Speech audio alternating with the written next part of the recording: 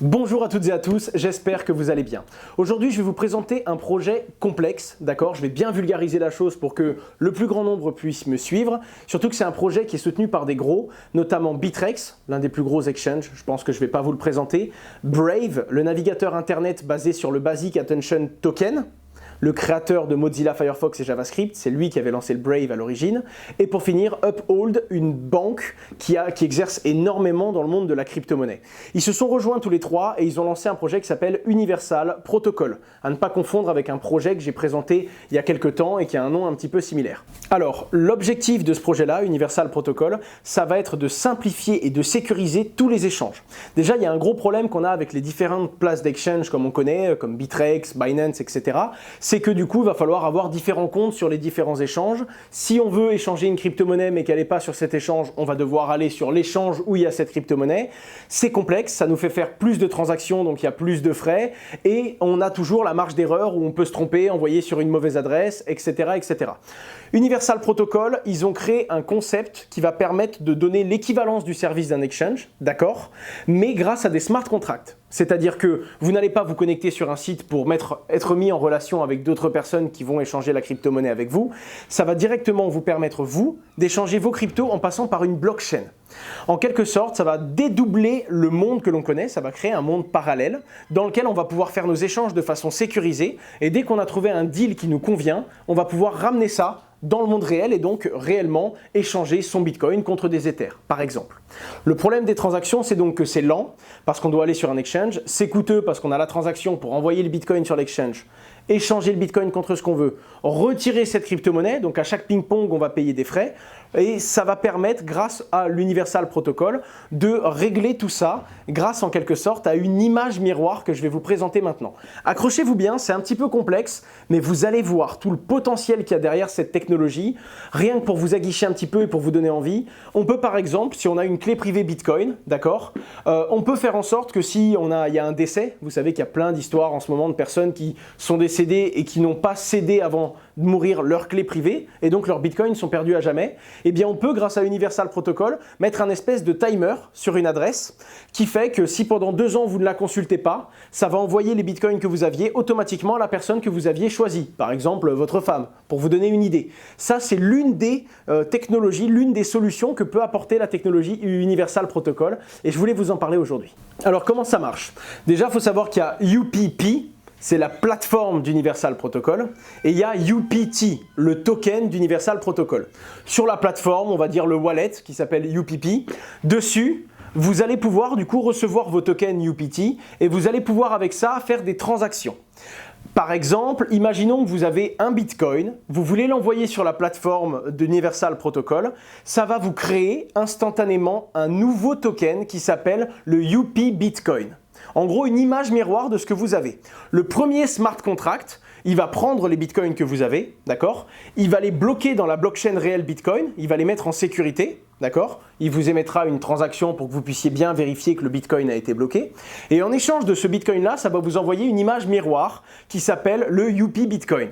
Ce UP Bitcoin, il a exactement la même valeur. D'ailleurs, par définition, si un jour il y a 10 000 UP Bitcoin, ça veut dire qu'il y a eu 10 000 vrais bitcoins qui ont été bloqués dans la vraie blockchain. D'accord? Ça, c'est vraiment quelque chose qu'il faut comprendre. D'ailleurs, l'entreprise UP va être auditée 2 fois par an pour bien vérifier qu'il y a toujours autant de UP tokens que de réels tokens qui ont été bloqués. C'est ça l'image miroir en quelque sorte. Ensuite, dans cette plateforme, vous allez pouvoir utiliser votre UP Bitcoin contre tout plein de UP autres jetons. Alors ça peut être des UP euros, qui valent 1 euro chacun, des UP Ether, des UP Ripple, enfin bref, vous avez compris le concept, vous allez pouvoir dans ce nouveau monde-là échanger.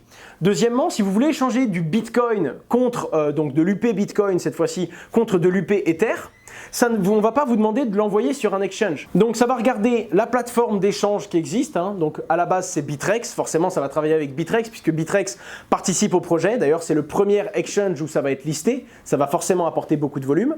Et dès que par exemple vous auriez votre UP Bitcoin, ça va regarder tous les exchanges connectés à la plateforme UP pour regarder où est-ce que le Bitcoin est le plus cher. Ensuite, ça va chercher toutes les plateformes pour voir si vous voulez par exemple des Ethers, où est-ce qu'on peut avoir l'Ether le moins cher possible, et ça va vous faire votre transaction instantanément sur votre wallet. Alors vous allez forcément payer les frais de l'exchange, d'accord? Imaginons que c'était sur Bittrex que la transaction a été faite, vous allez payer les frais Bittrex. Par contre, vous n'aurez pas les frais supplémentaires de dépôt pour déposer vos bitcoins sur l'échange et de retrait pour retirer vos Ethers. Vous n'avez donc que les frais de la plateforme d'échange et forcément des frais UP qui correspondent au système et au fonctionnement de la plateforme. Ensuite, il y a quelques avantages avec ce token, c'est que s'il y a une erreur ou s'il y a un problème, vous allez pouvoir revenir en arrière. Je m'explique. Ça va donc créer un monde parallèle. Vous allez travailler avec des UP tokens, alors que vous avez bloqué de côté, vous avez mis sous séquestre des tokens originels de la vraie blockchain. Vous le savez, par exemple, sur la blockchain Bitcoin, il y a environ 18 millions de Bitcoins qui circulent, mais le problème, c'est qu'il y a 3 millions de Bitcoins perdus à jamais. C'est-à-dire qu'il y a des adresses où les gens ont perdu la clé privée, il y a des bitcoins dessus, on ne pourra jamais plus les utiliser. Avec le système UP, normalement ça n'arrivera plus. Je m'explique. Imaginons, voilà, vous vous êtes connecté, vous avez acheté des UP tokens, vous avez envoyé un bitcoin qui s'est transformé en un UP bitcoin. On imagine que vous avez bien fait votre KYC, vous avez dit qui vous êtes, vous avez envoyé tous les documents pour prouver que c'est bien vous. Imaginons maintenant que vous faites une mauvaise manip, d'accord? Vous envoyez les UP bitcoin à une mauvaise adresse, et vous les perdez. Vous avez fait une mauvaise manipulation ou vous avez perdu la clé privée.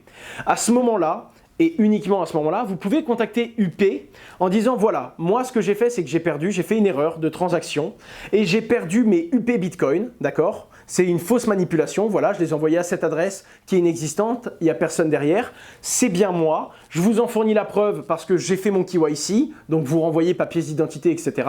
C'est un gros travail évidemment, mais du coup UP va pouvoir vérifier, ok, lui il a perdu ses tokens, ce sont des tokens qui sont perdus à jamais, c'est bien lui, il a fait une fausse manipulation. Ils vont pouvoir du coup supprimer votre UP Bitcoin, le faire disparaître totalement, parce que vous l'avez perdu, et en échange de ça, vous rendre votre vrai Bitcoin sur la chaîne originelle. Ça va permettre de limiter beaucoup de pertes comme ça. De la même façon, comme je vous l'ai dit en introduction, au niveau des décès, vous pouvez programmer votre compte UP pour que si, au bout de 3 ans, vous ne vous êtes pas connecté, automatiquement tous vos tokens soient remis à un autre utilisateur de votre choix en donnant ses clés privées. Généralement, vous faites ça avec la famille pour être sûr et certain que si un jour il vous arrive quelque chose, automatiquement, vos tokens vont être remis à une personne de votre entourage. De la même façon, ça apporte une certaine assurance au niveau de la valeur. Beaucoup de gros organismes, de family office ou de gros particuliers avec des gros capitaux ne veulent pas investir sur les crypto-monnaies parce qu'on entend qu'on peut en perdre, on entend que ça peut être dangereux, qu'il peut y avoir un problème. Ça va vraiment apporter une sécurité. Je vous donne un exemple très simple. C'est l'idée que j'avais eue.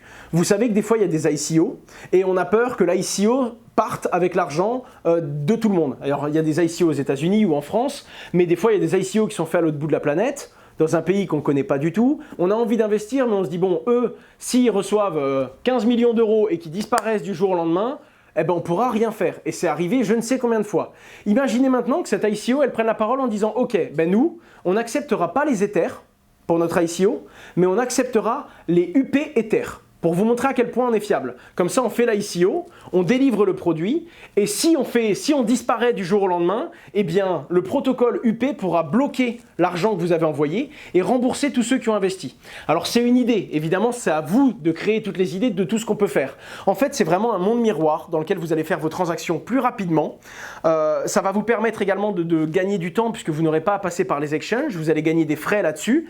Et si jamais il arrive un pépin, si jamais à un moment il y a un problème, automatiquement la banque Uphold qui back tout le projet en accord avec Bittrex vont pouvoir revenir en arrière et du coup régler le problème qu'il y aura eu, rembourser la personne qui aura envoyé ses bitcoins dans la nature par erreur ou dédommager tout simplement ou transmettre les bitcoins en cas d'un décès ou au cas où quelqu'un perde ses propres fonds et sa propre clé privée. Voilà, c'est le concept d'image miroir qui va être intéressant puisqu'en gros là où on va prendre des risques ce sera en UP et si jamais il y a un problème, eh bien on va revenir sur la chaîne originelle pour régler le problème. En gros on ne va valider que les transactions et les échanges qu'on aura totalement maîtrisés de bout en bout. Et ça, c'est vraiment intéressant. Le truc qui est vraiment agréable là-dessus, c'est que c'est quand même tenu par des géants. Moi, c'est ça qui m'a rassuré. C'est un projet ambitieux qui peut apporter beaucoup, mais c'est quand même un projet de grande envergure et ça fait plaisir de voir que c'est des grands qui s'en occupent. La banque Uphold, je vous invite à regarder. Moi, je la connaissais déjà parce que j'utilise Brave, le navigateur internet, et donc mes rewards, je suis payé sur mon compte en banque Uphold. Mais pour le coup, c'est une très grosse banque qui propose déjà 24 monnaies fiat, 8 crypto-monnaies et 4 métaux précieux. Ils permettent par exemple l'échange de l'or il y aura le UP Gold, par exemple, ça existera, vous pourrez changer vos bitcoins en or directement. Et cette banque-là, elle gère déjà presque 4 milliards d'euros de flux.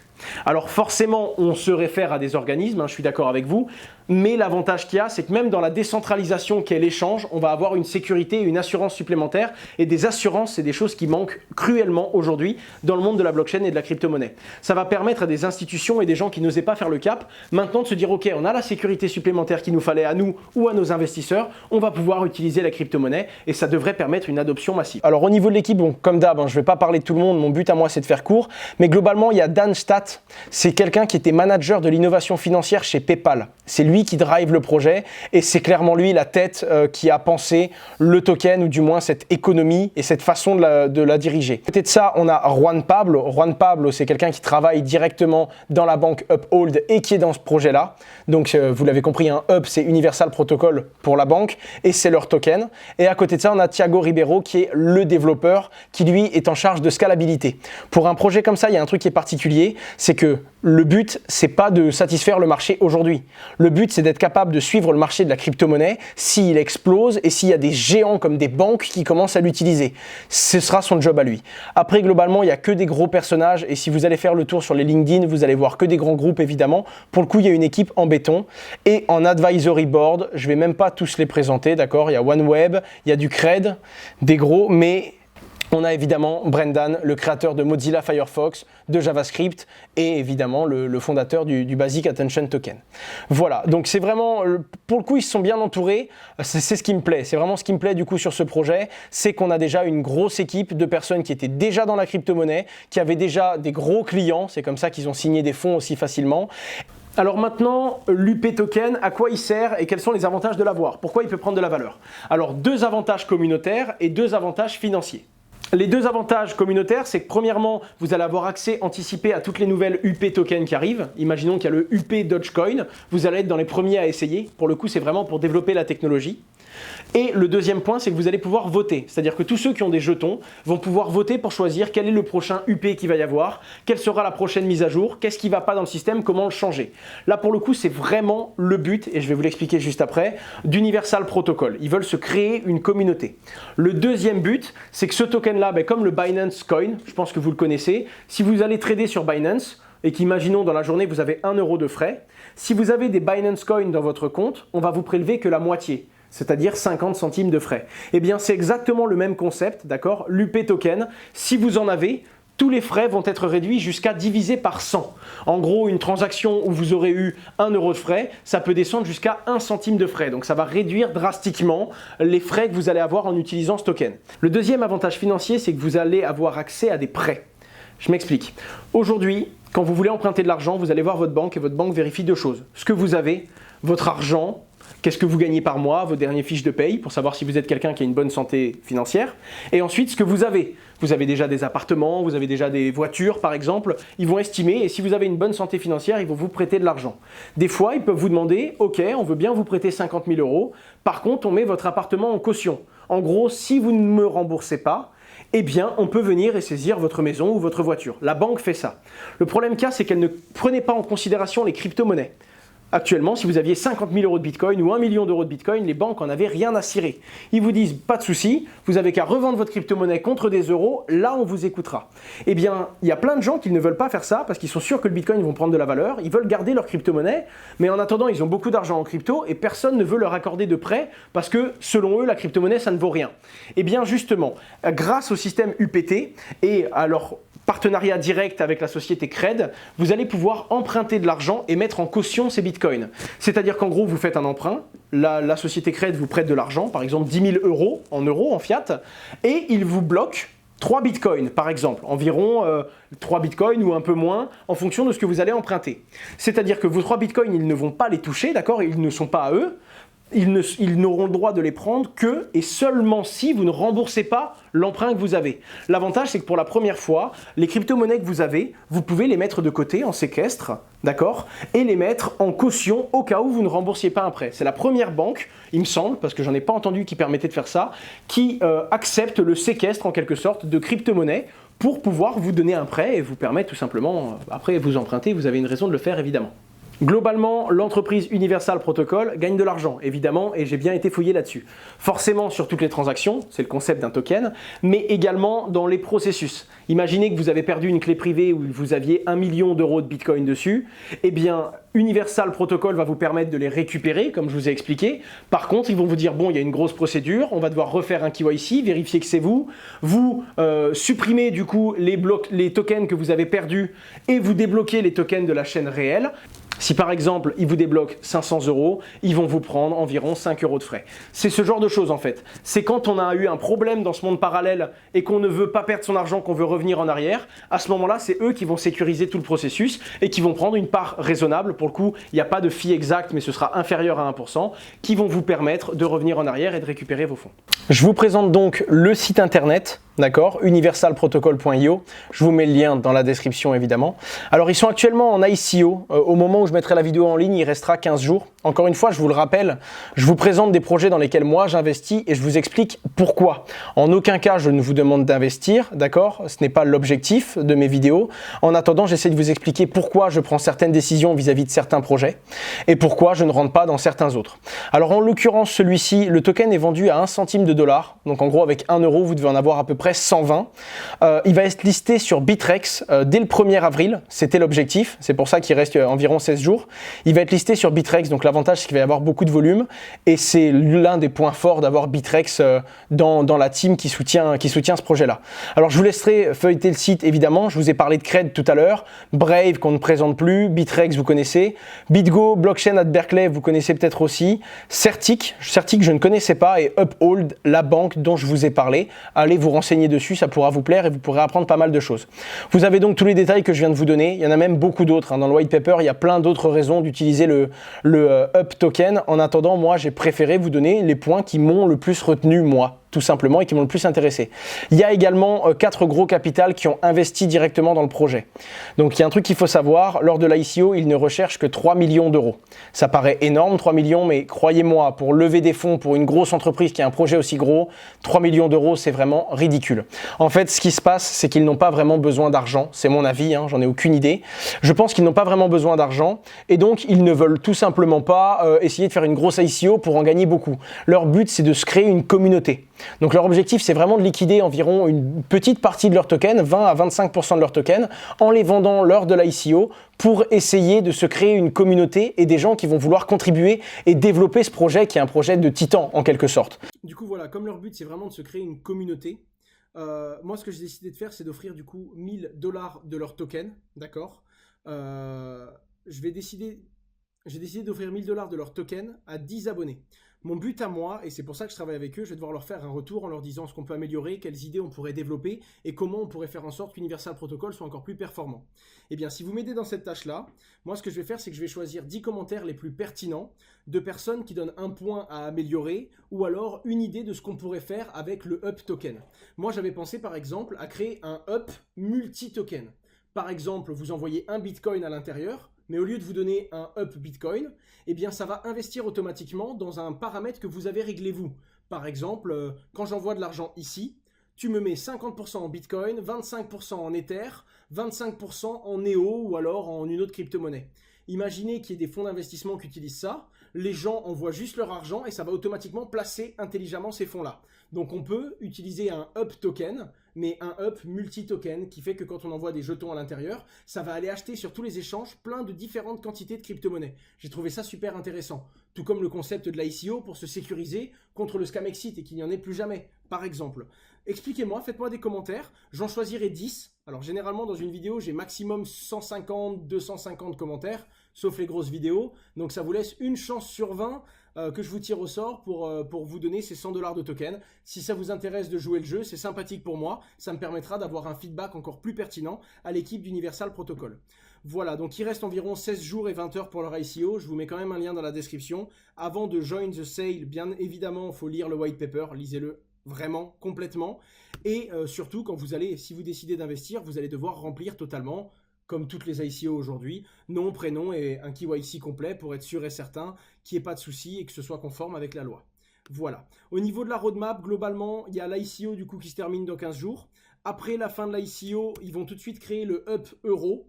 Et dans les jours qui suivent, quelques jours après, ils vont créer le Up. Je crois que c'est les 3 autres nouvelles crypto-monnaies. Et ça va lancer totalement la plateforme qui est déjà fonctionnelle pour permettre aux premières personnes de faire des échanges. Et c'est là qu'on va voir réellement la solution en œuvre et qu'on va voir ce qu'elle va pouvoir apporter. Je vous remercie d'avoir été jusqu'à la fin de cette vidéo, une vidéo un peu plus technique que d'habitude parce que c'est un projet qui est complexe. C'est vraiment quelque chose de compliqué mais d'intéressant et c'est pour ça que j'avais envie de vous en parler. Parce que ça m'a éclaté de creuser et je crois qu'on peut faire beaucoup de choses avec ça. J'ai hâte de voir ce que ça va donner. C'était Asher, je vous remercie pour votre temps. N'hésitez pas à vous abonner, à laisser un commentaire, je compte sur vous réellement. Merci à vous.